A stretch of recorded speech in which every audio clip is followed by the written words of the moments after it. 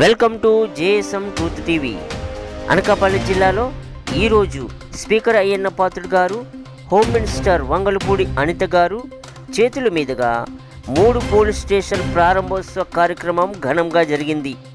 దీనికంటే ముందు నాతవరంలో ఉన్నటువంటి అంబేద్కర్ విగ్రహానికి 135వ జయంతి సందర్భంగా పూలమాలలు వేయడం జరిగింది.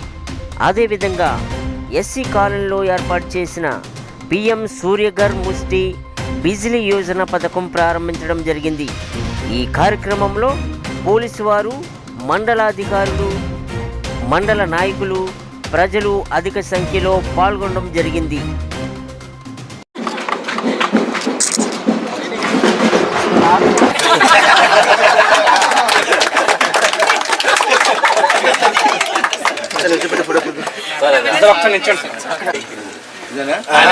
Claps, claps.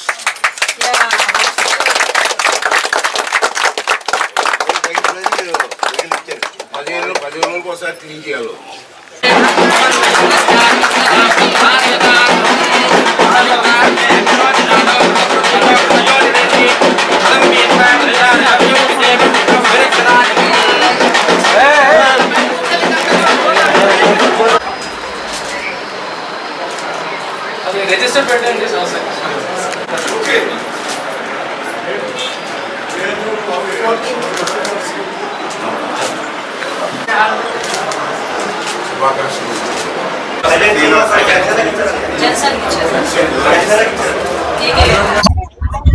ఈనాటి కార్యక్రమాన్ని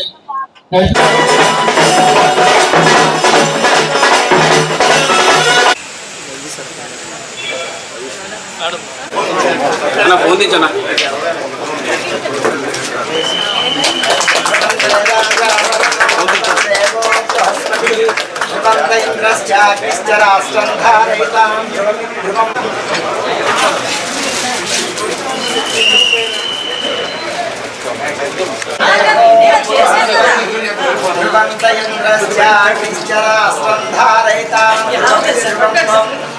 శతజీవ శరదో వర్ధమానైక్యపి నిగమో భవతి శతమితి శతం దీర్ఘమాయు.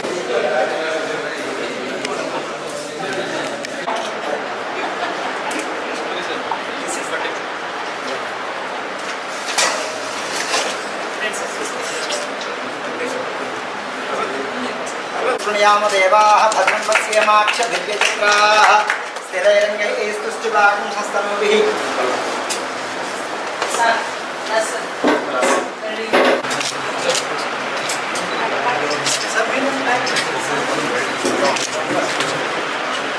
శతమైశ్వర్యం భవతి శతమితి శతం దీర్ఘమాయు.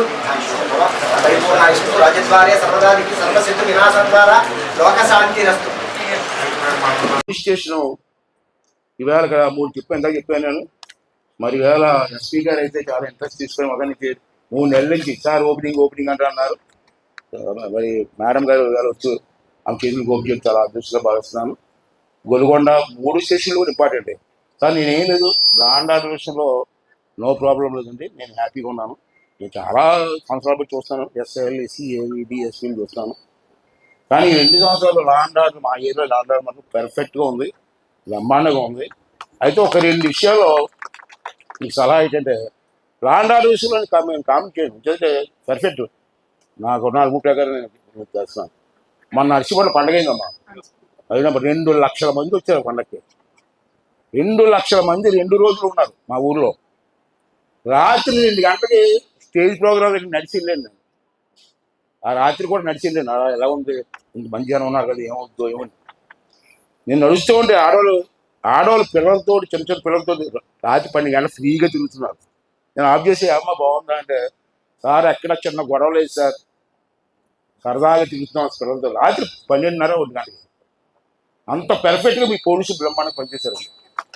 ఏదేం చదివి నాట్ ఏ జోక్, ఇది మీకు సంతోషం కోసం చెప్పలే, మీ కళ్ళాలు చూశాను కాబట్టి. పోలీస్ మాత్రం ఆ రోజు ఒక చిన్న సంఘటన చాలా పర్ఫెక్ట్గా జరిగింది. అలాగే ఇక్కడ ఉన్న ఆ ఏరియాలో ఉన్న ఎస్ఐలు కానీ సిఐలు కూడా పర్ఫెక్ట్గా ఉన్నారు.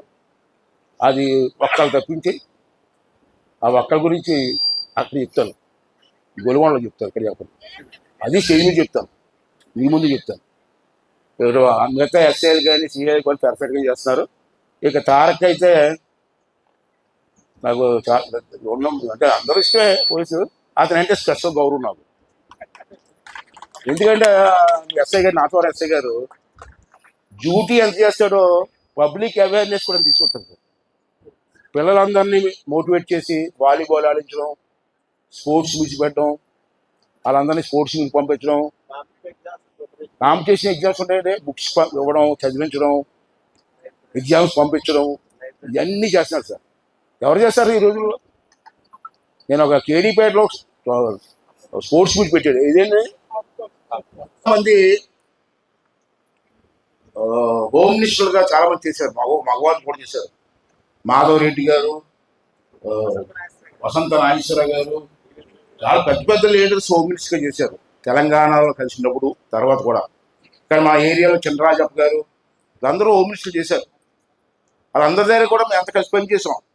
నేను మినిస్టర్గా ఉన్నాను, వాళ్ళు మినిస్టర్ కూడా పనిచేసాం. అసలు హోమ్ మినిస్టర్ అంటే ఎలా ఉండాలో చూపించిన ఏకైక మహిళ అనిత గారే. నేను గొప్పగా పొగడలేదు. ఆవిడ పొగడం కాదు, అది పని తీరు చెప్తున్నాం. కొంచెం నిర్మోహమాటంగా మాట్లాడడం, ఏదైనా చెప్తే తొందరపడి పని చేయడం కాదు, దాని వెనకాల ఉన్న బ్యాక్గ్రౌండ్ ఏంటి, ఏం జరిగింది, ఎలా జరిగింది అని చెప్పి క్షుణ్ణంగా ఆలోచించి ఒక నిర్ణయం తీసుకొని స్టెబరన్గా ఒక నిర్ణయం తీసుకుంటే మళ్ళీ వెనక ముందు లేదు, వెళ్ళిపోవడమే. అలాగే ఉండాలి హోమ్ మినిస్టర్ అంటే, అలాగే ఉండాలి. ఒక నిర్ణయం తీసుకున్న తర్వాత ఎవరైనా మంత్రులు ఫోన్ చేసి మేడం గారు కొంచెం చూడండి అంటే, నో ఇది అన్యాయం అని చెప్పే కెపాసిటీ ఉన్న ఏకైక మహిళ అనిత గారు. అలా అన్నిటికీ లొంగిపోతే న్యాయం జరగదు, కొన్ని విషయాలు గట్టిగా ఉండాలి. అంచేత ఆవిడ ముఖం మీద పొగడం కాదు, నేను మన ఊరుతుందని నేను చూస్తూ ఉంటాను. మంత్రులందరూ, నేను అసెంబ్లీలో కూర్చుంటాను, పై కూర్చుని కూడా కాబట్టి కింద మంత్రులు మాట్లాడి తీరంతా నేను చూసుకుంటాను. అసెంబ్లీలో కూడా ఆన్సర్ ఎలా చెప్తుందంటే క్షుణ్ణంగా అందరికీ అర్థమయ్యే విధంగా చెప్తుంది. క్షుణ్ణంగా కొంతమంది మంత్రులు సగం చెప్పి వదిలేస్తుంటారు. అలా కాదు, స్టార్ట్ చేస్తే ఎండింగ్ వరకు క్షుణ్ణంగా అర్థమయ్యేలా చెప్పేటువంటి ఏకైక మహిళ మరి అనిత గారు. ఆవిడ చెల్లెమ్మ వాడ స్కీమ్లా అనిపిస్తారు, నన్ను అన్నయ్య అనిపిస్తుంది. ఆవిడ ఇప్పుడు కూడా నిండు గుడిలు బతకాలని, ఆరోగ్యంగా ఉండాలని చెప్పి మన నాటువారం ఏరియా పెరగాలి మనం కోరుకుంటున్నామో ఆశిస్తామో. రెండోది ఏంటంటే, 2 విషయాలు చెప్తాను. రోజు మాట్లాడుతుంది, ఆవిడ మాట్లాడుతుంది.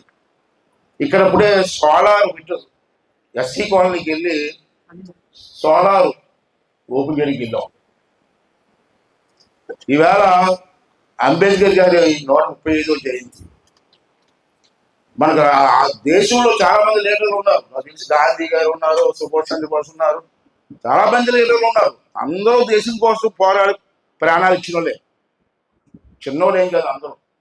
కానీ నాకు ఎందుకో అంబేద్కర్ అంటే చాలా ఇష్టం.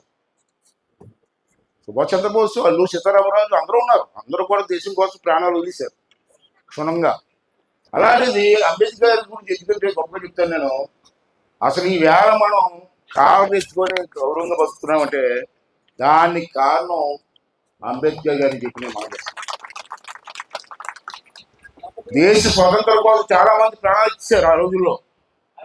ఈవేళ మన ఊరి కోసం మన ప్రాణం, కానీ ఆ దేశం కోసం ప్రాణాలు ఇచ్చిన మహానుభావులు. అటువంటి వాళ్ళు అంబేద్కర్ గారిని మెచ్చుకుంటారంటే, అతను రాసిన రాజ్యాంగం చాలా మంది ఉన్నారు కమిటీలో. అతను పేద కుటుంబం నుంచి వచ్చి చదువుకొని ఎన్నో అవమానాలు పడి, ఎన్నో ఇబ్బందులు పడి మన దేశానికి ఒక రాజ్యాంగాన్ని ఇచ్చారు. ఆ